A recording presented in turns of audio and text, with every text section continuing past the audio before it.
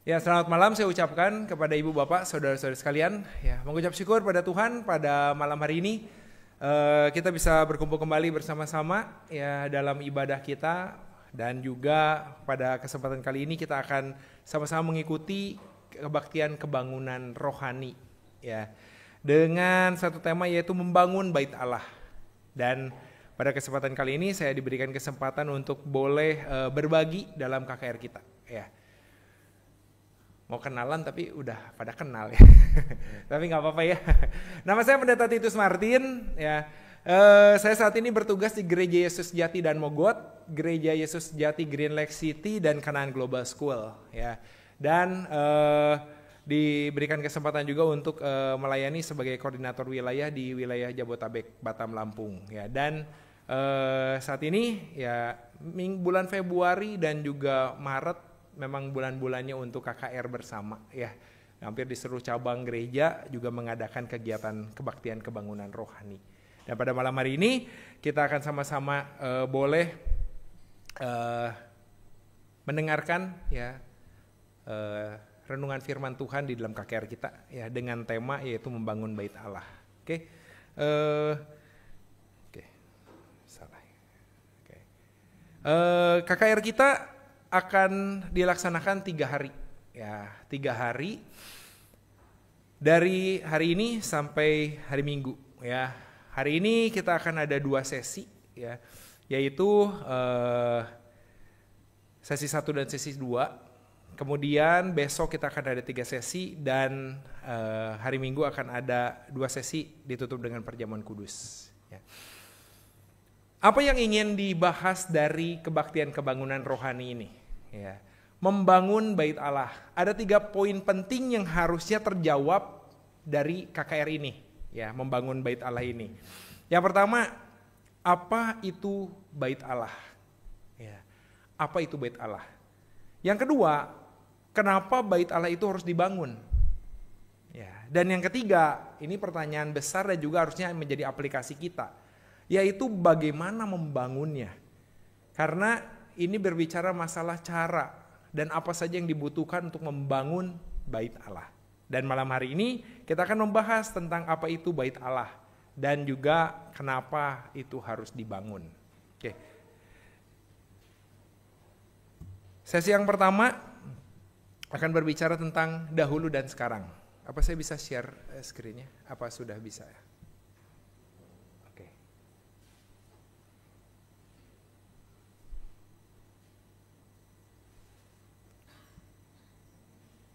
Balik ya. Oke.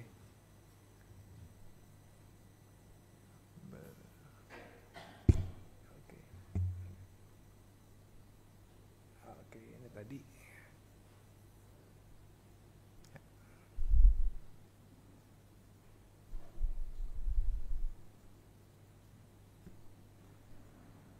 Oke. Kita akan bicara tentang dahulu dan sekarang, ya. Apa itu bait Allah? Ya. Kalau kita mencari ya, kita buka ya di dalam Alkitab kita ya, khususnya adalah Alkitab elektronik, kita bisa mencari ya. Diketik bait Allah ya. Ada berapa yang akan ditemukan? Ya. Kita akan bahas di dalam Perjanjian Lama terlebih dahulu. Kalau di Perjanjian Lama itu akan muncul 18 ayat. Ya, kadang-kadang ada beberapa versi yang menampilkan lebih sedikit, ada yang menampilkan lebih banyak. Itu karena versi Alkitab dan juga terkadang penterjemahannya. Ya, tetapi harusnya sih kurang lebih ya, ada 18 ayat.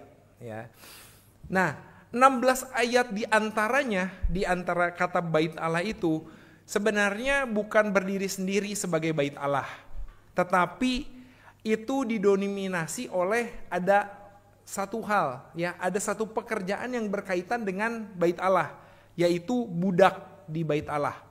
Dan itu akan diterjemahkan dengan satu bahasa, yaitu netinim. Ya, nah, udah ditampilkan ya. Ya, ini saya ambil dari aplikasi RMA ya, Keluaran Gereja Yesus Jati ya.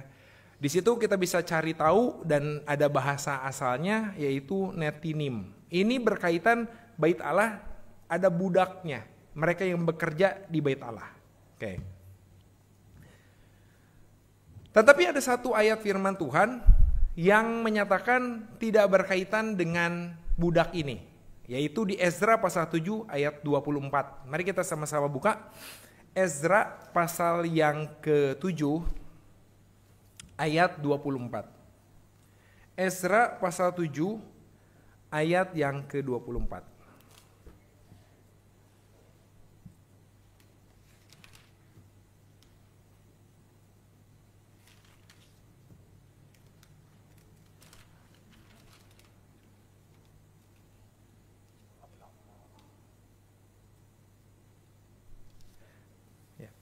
Ezra pasal 7 ayat 24. Firman Tuhan mengatakan, Ezra pasal 7 ayat 24.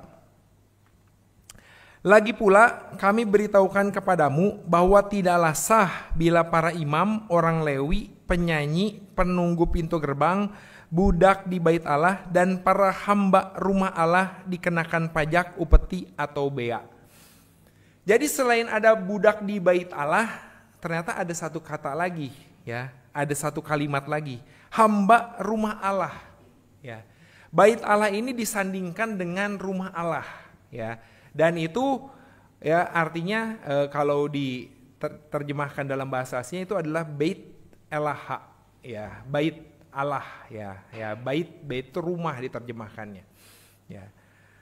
Satu ayat ada di, kalau kita lanjutkan lagi, di Ratapan pasal 2 ayat yang ke-7. Ratapan pasal 2 ayat yang ke-7 kita buka. Ratapan pasal 2 ayat yang ke-7.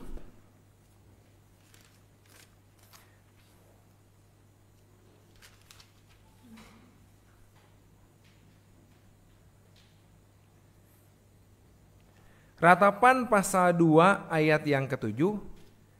Tuhan membuang mezbahnya, meninggalkan tempat kudusnya, menyerahkan ke dalam seteru tembok puri-purinya, teriakan ramai mereka dalam Bait Allah seperti keramaian pada hari perayaan jemaah. Ya. Di sini dituliskan berbeda. Ya. Bait Allah ini, ya, bukan tadi kalau kita Bait Elah. Kalau ini bukan, tapi ini adalah Bait Yahweh, ya. Jadi kalau diterjemahkan adalah rumah Allah atau tempat kudus, ya. Ratapan 2 ayat 7 bagian akhir, ya. Ternyata ada beberapa penjelasan mengenai ini, tapi beberapa penjelasan ini akan selalu menyangkutkan Bait Allah ini dengan satu tempat. Entah itu adalah rumah Allah, entah itu adalah tempat kudusnya, entah itu adalah Bait Allah sendiri. Tetapi akan mengarah kepada satu tempat, ya, akan mengarah kepada yang namanya tempat. Artinya fokusnya, ya, di Perjanjian Lama benar-benar fokus hanya kepada tempat saja, tempat untuk beribadah, menyembah Tuhan. Nah, tapi kalau kita ketik Bait Allah juga bukan hanya di Perjanjian Lama, di Perjanjian Baru pun ada. Ya, di Perjanjian Baru pun ada. Kalau ketik kurang lebih kita cari ada hampir 80, ya. Ada 79 ayat yang berkaitan dengan Bait Allah, ya. Ditemukan 79 ayat, ya. 62 ayat yang ditemukan dari 79 itu menggunakan kata hiero atau temple atau bait suci, ya. Jadi benar-benar ini tempat, ya, sebuah tempat. Kita boleh lihat di Matius pasal 4 ayat yang ke-5.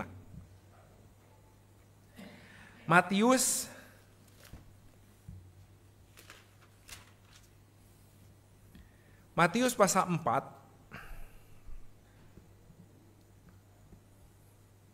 ayat yang ke-5.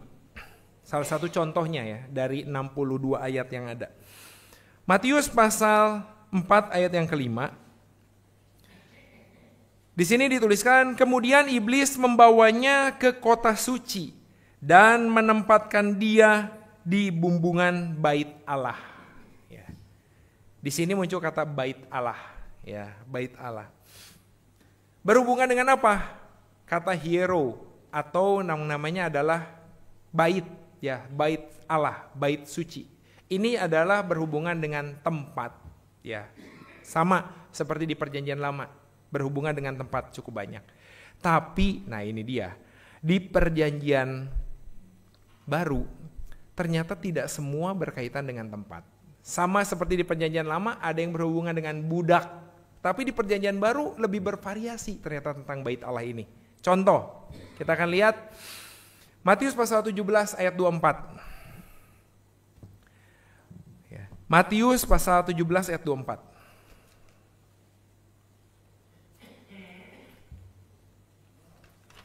Ya, kita buka sama-sama Matius pasal 17 ayat 24.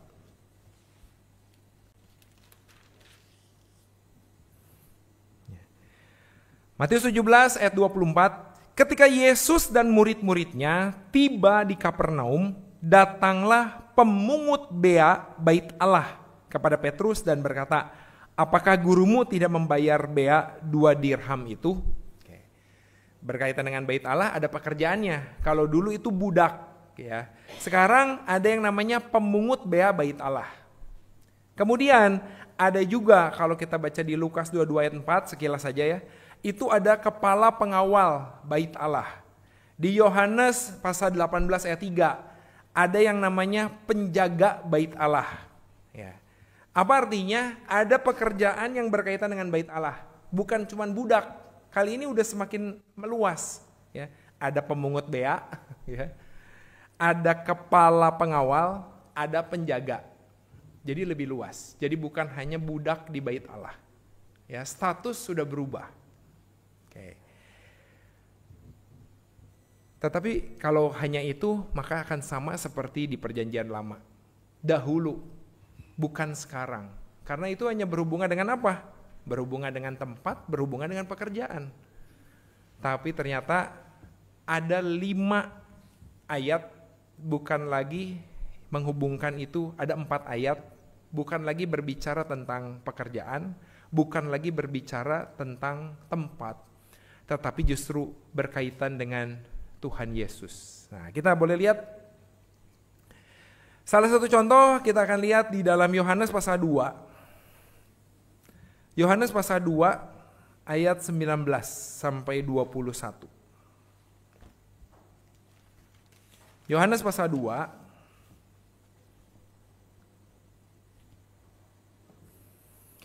Yohanes pasal 2 ayat 19 sampai 21. Yohanes pasal 2 ayat 19 sampai 21, begini kata firman Tuhan.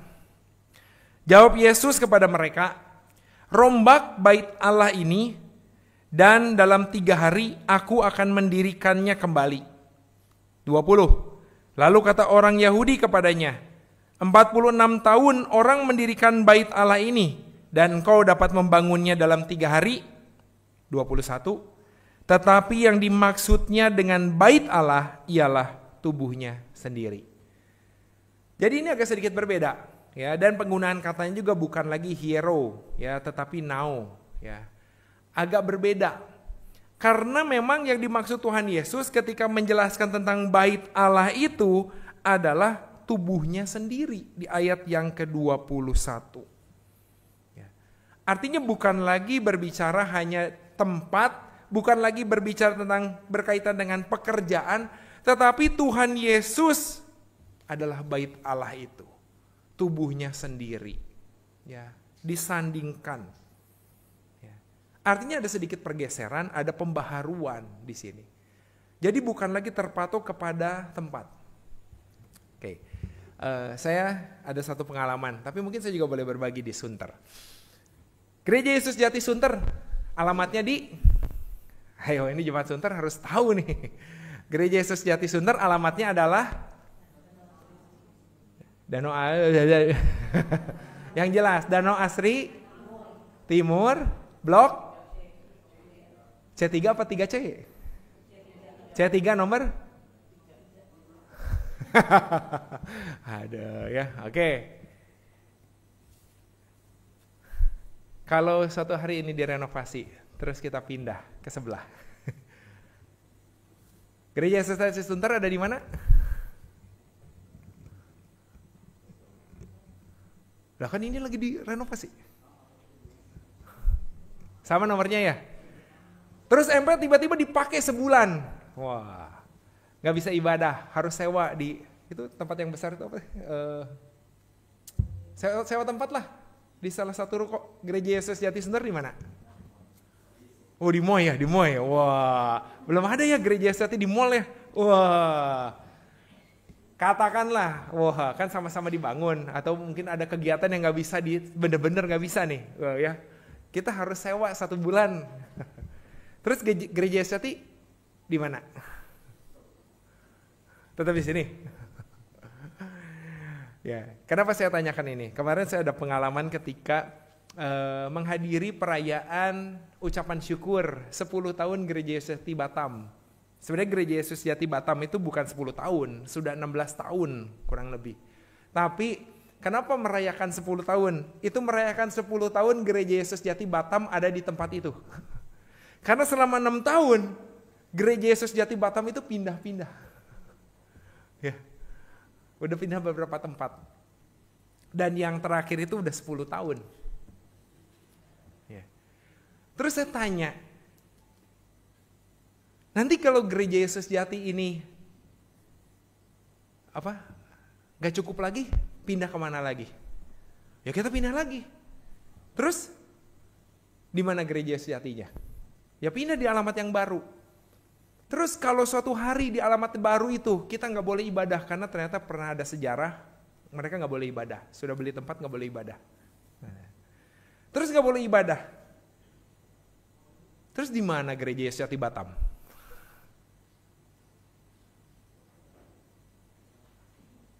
Karena pada dasarnya, nah inilah ya, bait Allah itu bukan lagi bicara nanti tempat, tetapi seperti Tuhan Yesus katakan. Itu adalah dirinya, adalah Yesus, tubuhnya sendiri. Ya.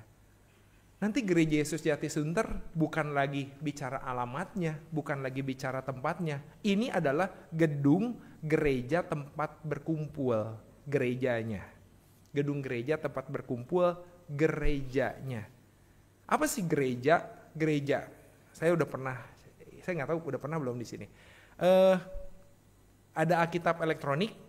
Ibu Bapak boleh search, kita cari yuk, boleh dibuka Alkitab elektroniknya, kan ada searchnya ya, bisa cari betul ya, boleh dong cari kata gereja, yang sudah ketemu boleh kasih tahu saya di mana, yuk, ayat yang ketemu yang paling pertama, gereja, boleh dicari, gereja. Saya spell ya, gereja. Oke, sudah ketemu? Jovas di mana? Alkitabnya salah ini. Versinya mungkin versi TB 4. Ya, TB baru 2 ya. Yang ibu-ibu? Cilina gereja. Tidak ditemukan. Ini juga Alkitabnya palsu kayaknya. Pasti yang gratisan ya, berbayar ya. Tidak berbayar.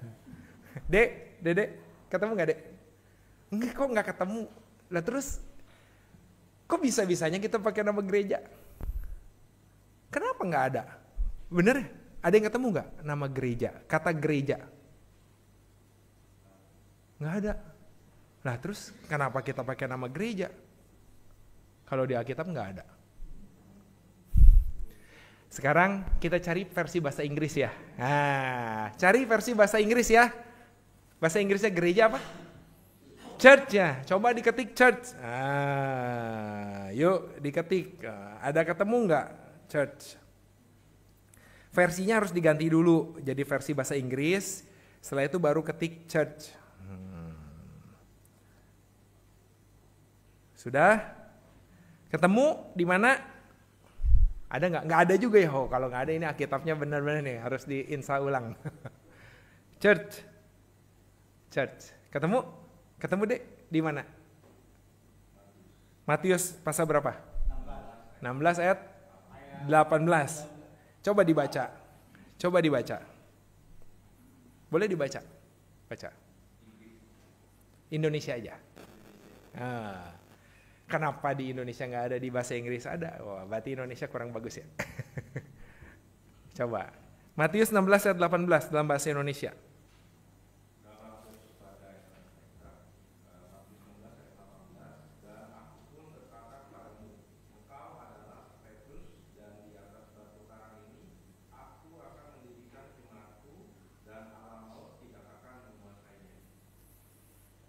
Pantesan gak ketemu gereja ya. Karena ternyata church itu diterjemahkan sebagai jemaat. Siapa jemaat? Kita. Kita jemaat. Gereja itu bukan bangunannya. Bangunannya dibutuhkan supaya kita bisa ibadah. Supaya jemaat bisa berkumpul bersama-sama. Untuk apa? Seperti saat ini, mengingat menguduskan hari Sabat, beribadah. Jemaat loh, sejak semula memang jemaat. Berkumpul jemaat, berkumpullah gereja itu. Ya. Oleh karena itu, pergeseran dari bait Allah yang adalah tempat menjadi bait Allah adalah tubuh Tuhan, itu sangat tepat. Ya. Karena kayak kemarin COVID, mungkin gak banyak yang kumpul di gereja ya, gak banyak yang kumpul di sini ya. Karena kan ada larangan pemerintah. Ya, saya di Dan Mogot ketika masa COVID sedih ya. Ibadah itu ya. Ibadah itu pengkhotbah 1, pemusik 1, pemimpin pujian 1. Ya, sama operator online tuh 1. Hanya 4 orang. Sedangkan saya suka tanya-tanya kayak tadi tuh ya. Waktu COVID saya tanya gak ada yang jawab. Karena cuma 4 orang dan semuanya tugas. Ya. Waduh. Tapi bukan berarti karena tidak ada orang yang datang ke gereja, gerejanya jadi hilang. Karena gerejanya itu adalah kita jemaat yang pada waktu itu memang mau tidak mau kondisinya adalah bersekutu. Ya, kita. Dan ini dijelaskan ya di ayat yang berikutnya. Ya, bahwa ada 5 kata bait Allah yang berhubungan dengan kita sebagai jemaat. Salah satu contohnya kita akan lihat dalam 1 Korintus pasal 3 ayat 16. Mari kita sama-sama buka. 1 Korintus pasal 3 ayat yang ke-16.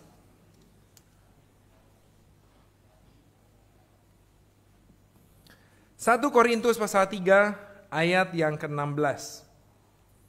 Firman Tuhan katakan, 1 Korintus pasal 3 ayat yang ke-16. Begini kata firman Tuhan. Tidak tahukah kamu bahwa kamu adalah bait Allah dan bahwa roh Allah diam di dalam kamu. Nanti kita akan bicara tentang sejarah bait Allah ya. Bait Allah muncul, bait suci ya.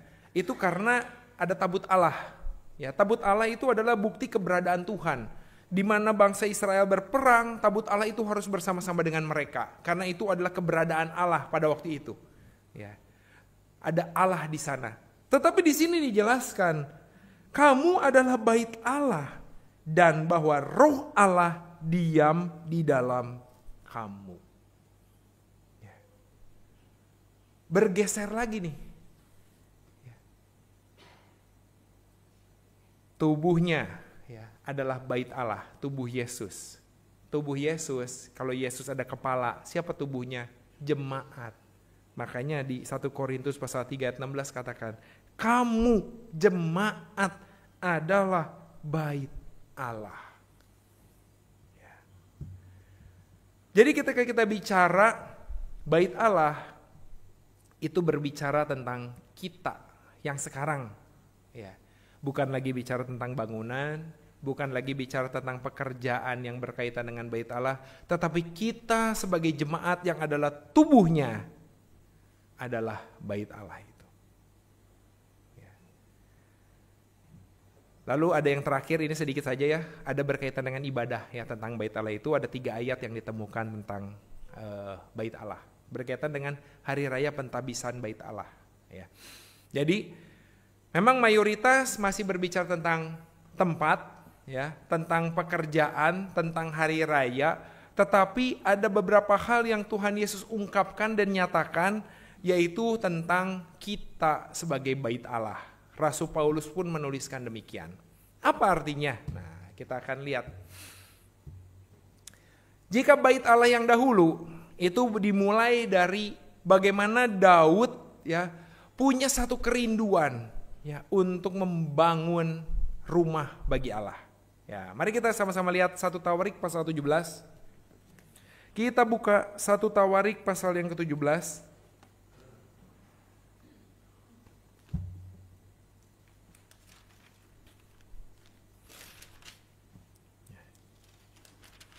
Saya akan bacakan untuk kita, ya, 1 Tawarik pasal 17 ayat 1 sampai ayat yang ke-11.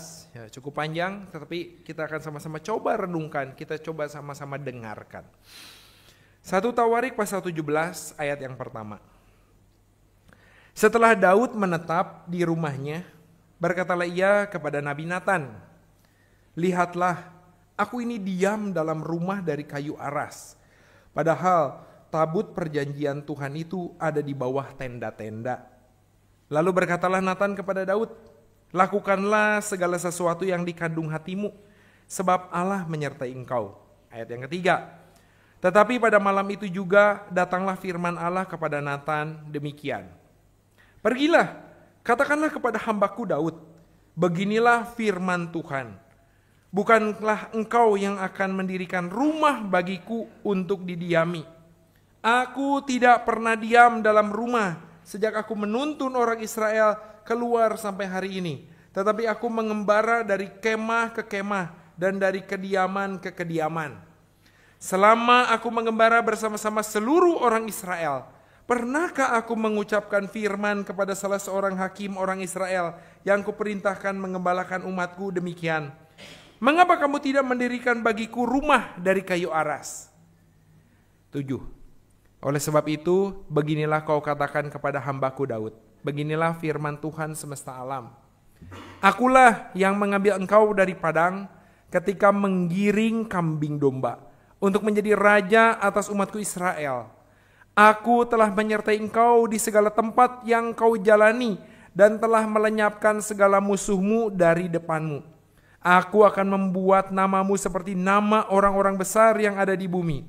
Aku akan menentukan tempat bagi umatku Israel dan akan menanamkannya sehingga ia tidak dapat diam di tempatnya sendiri dengan tidak lagi dikejutkan dan tidak pula ditekan oleh orang-orang lalim seperti dahulu. 10. Sejak aku mengangkat hakim-hakim atas umatku Israel, aku akan menundukkan segala musuhmu juga. Aku memberitahukan kepadamu, Tuhan akan membangun suatu keturunan bagimu. 11.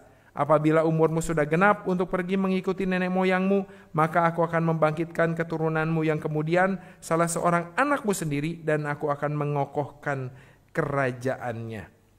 Ya, kita lanjutkan sedikit. Ayat 12. Dialah yang akan mendirikan rumah bagiku dan aku akan mengokohkan tahtanya untuk selama-lamanya. Jadi Daud ingin membangun rumah bagi Tuhan. Ya, tetapi Tuhan punya rencana lain. Ya, anaknya Daud dikatakan Salomo lah yang akan mendirikan rumah bagiku. Ya, dari tabut perjanjian yang dibawa dari kemah ke kemah, lalu akhirnya membangun rumah untuk nama Tuhan. Sebenarnya secara sejarah, ya, pembangunan bait suci itu ada 2 kali. Yang pertama adalah bait suci yang didirikan oleh Salomo. Ya, ini adalah bait suci pertama. Ya. Dibangun sekitar abad ke-10 sebelum Masehi untuk menggantikan kemah suci di mana tabut perjanjian itu ditaruh. Ya. Tapi bangunan ini akhirnya dihancurkan oleh bangsa Babel, ya, ketika akhirnya ditawan, ya, bangsa Israel. Kemudian bait suci yang kedua dibangun setelah pembuangan di Babel, setelah ditawan di Babel kemudian dibuang, ya, lalu Zerubabel membangunnya. Ya, diperintahkan untuk membangun. Ini bisa kita lihat di Ezra pasal 5 ayat 2. Ya.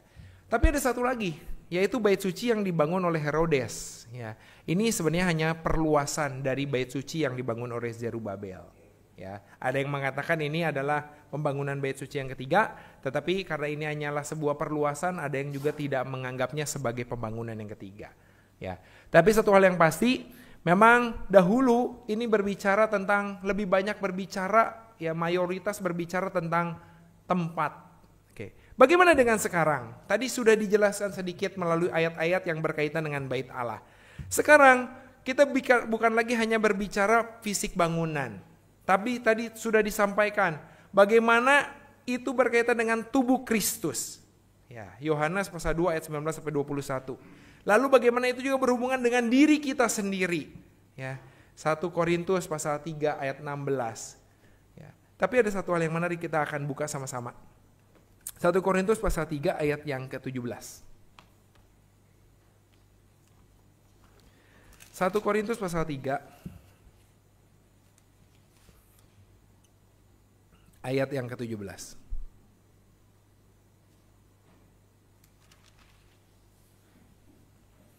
1 Korintus 3 ayat 17. Ini lanjutan dari ayat yang kita tadi baca. 17. Jika ada orang yang membinasakan bait Allah, maka Allah akan membinasakan dia.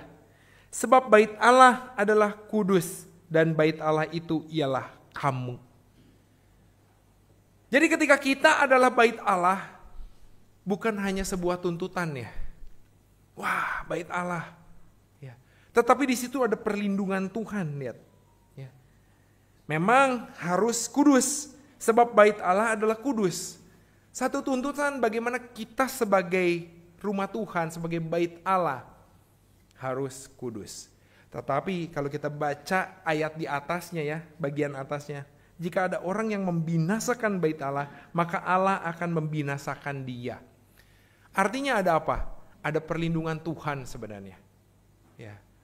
Kita sebagai bait Allah itu memang sangat berharga. Ya.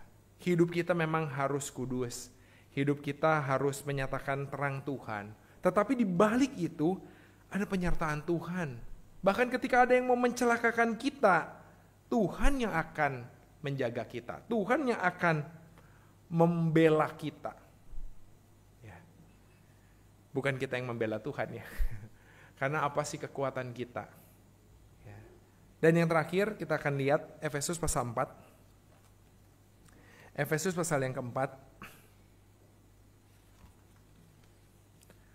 Ayat 11 sampai ayat yang ke-15.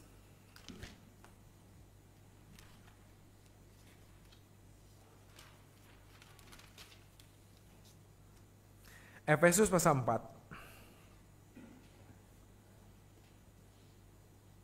Kita baca mulai dari ayat 11. Efesus pasal 4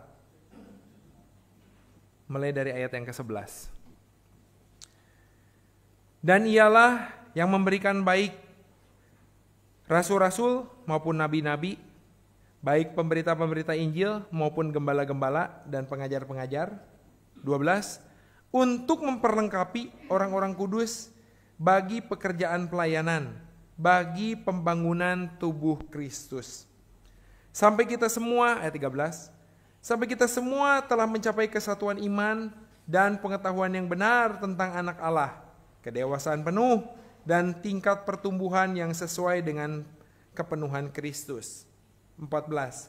Sehingga kita bukan lagi anak-anak yang diombang-ambingkan oleh rupa-rupa angin pengajaran, oleh permainan palsu manusia dalam kelicikan mereka yang menyesatkan, tetapi dengan teguh berpegang kepada kebenaran di dalam kasih, kita bertumbuh di dalam segala hal ke arah Dia, Kristus yang adalah kepala.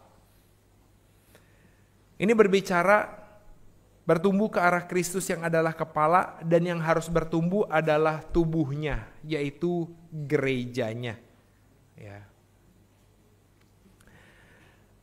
Di sini kita bisa melihat ya bahwa bait Allah yang dahulu dan yang sekarang itu berbeda. Ya. Kenapa bisa menjadi berbeda? Ya. Kalau kita analogikan, mungkin kita lihat analogi tentang Sabat, ya, Sabat. Ketika Sabat pertama muncul, itu adalah satu dasar, ya, dasar. Ya, karena Tuhan mengenalkan Sabat itu bahkan ketika Tuhan mulai menciptakan langit dan bumi dan segala isinya.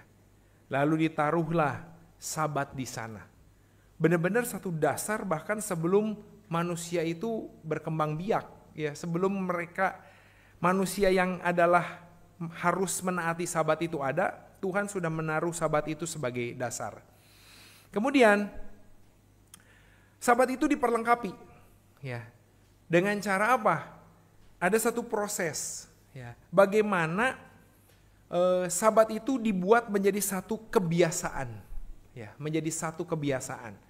Dengan cara 40 tahun ketika bangsa Israel berada di padang gurun, mereka dipelihara dengan diberi makan mana. Ya. Dan ada satu hal yang terkait dengan mana, yaitu Sabat. Pada hari yang ke-7, ya, tidak akan ada mana. Bayangkan, orang-orang Israel memang harus bangun pagi-pagi untuk mengambil mana itu. Dan mereka ada satu aturan, ambillah yang memang untuk makan hari itu. Tidak boleh berlebihan, tidak boleh disisakan. Ada yang mencoba, ya. Aturan ada untuk dilanggar, ya, biasanya. Jadi coba tuh. Cobalah. Ternyata berulat, busuk, tidak bisa. Akhirnya mereka tahu tidak boleh mengambil berlebihan, secukupnya untuk hari itu. Tapi pada hari yang ke-7 mana tidak ada. Maka pada hari yang ke-6 mereka harus ambil 2 bagian, 2 kali lipat. Karena hari yang ke-7 tidak akan ada mana. Hari Sabat tidak akan diturunkan mana. Berapa lama yang dibutuhkan supaya kita tahu dan memahami dan menjadikan itu satu kebiasaan? Ada yang suka pakai skincare? Kalau nggak biasa pakai skincare, berapa lama untuk jadi biasa? Yang perempuan biasanya, saya nggak biasa pakai skincare, Pak Pendeta. Oh ya. Tapi begitu saya pakai, enak katanya. Jadi halus. Tapi pertama sih sering bolong-bolong. Ya. Terus setelah 1 minggu mulai rutin, nggak bolong-bolong. Setelah 1 bulan, bukan lagi rutin, ya. Kalau nggak ada skincare, rasanya ada yang kurang. Ya, 1 bulan mungkin, ya. Kalau hari Sabat tidak ada mana, 1 bulan itu 4 kali. Anggap aja 4 kali. Apakah orang itu tidak akan tahu? Besok nggak bakal ada mana nih. Hari ini kita ambil 2 kali, ya. Oke. 1 bulan. Bulan berikutnya mungkin bisa lupa, ya. Kelupaan. Hari ke-6 nggak ambil 2 kali lipat.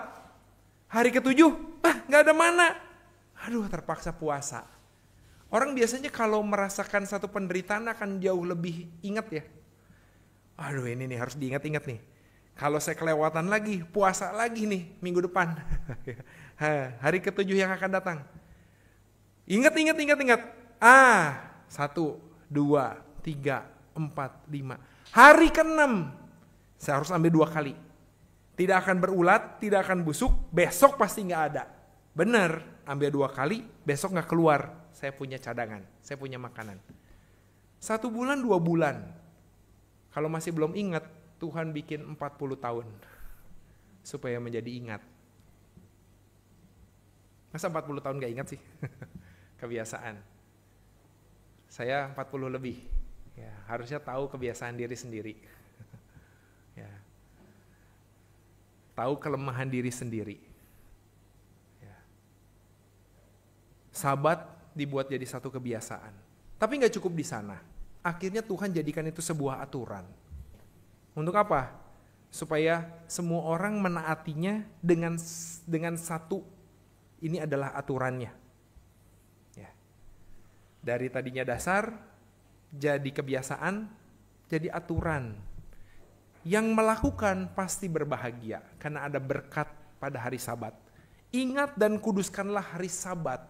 Tuhan akan memberkati hari Sabat. Setelah menjadi satu aturan, Tuhan Yesus datang untuk menjadikan Sabat itu sebagai anugerah yang lebih terasa. Kenapa? Karena Tuhan ingin mengaplikasikan itu, menjalankan Sabat itu bukan sebagai satu ancaman, bukan sebagai satu beban, tetapi sebagai satu berkat. Ya. Kalau ada yang tanya, pendeta sudah berapa tahun menikah? Gitu ya. Jawabnya, ada yang tahu nggak saya sudah menikah berapa tahun? Nancy harus tahu, dia pendamping pernikahan saya nih. Ayo, berapa tahun? Ya. Saya menikah. Lupa ya, sudah lama ya. Tapi kalau ditanya saya suka jawabnya begini. Pendeta menikah berapa lama? Saya bilang baru 12 tahun. Iyalah baru 12 tahun. Saya dong sudah 50 tahun. Tapi kalau Tuhan izinkan 50 tahun, saya akan jawab baru 50 tahun. Kalau Tuhan izinkan 70 tahun. Kalau Tuhan izinkan ya. Saya akan jawab baru 70 tahun. Saya akan selalu mengingat ini. Saya tidak akan menggunakan kata sudah. Karena sudah itu artinya menjadi bagian yang di belakang, fokusnya ke belakang. Aduh. Khotbah udah berapa lama? Nih firman Tuhan. Ini udah 45 menit nih pendeta gak beres-beres. Coba, khotbah udah berapa lama? Baru 45 menit. Belum 1 jam. Ya. Kalau sudah itu memandang ke belakang, lebih banyak memandang ke belakang. Ya.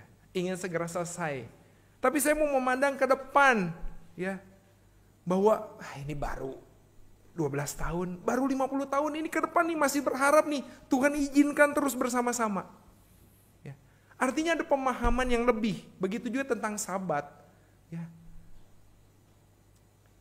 Wah. Sabat nih datang lagi. Atau aduh udah Sabat lagi. Jangan jadi beban. Tapi jadikan itu satu berkat. Ya.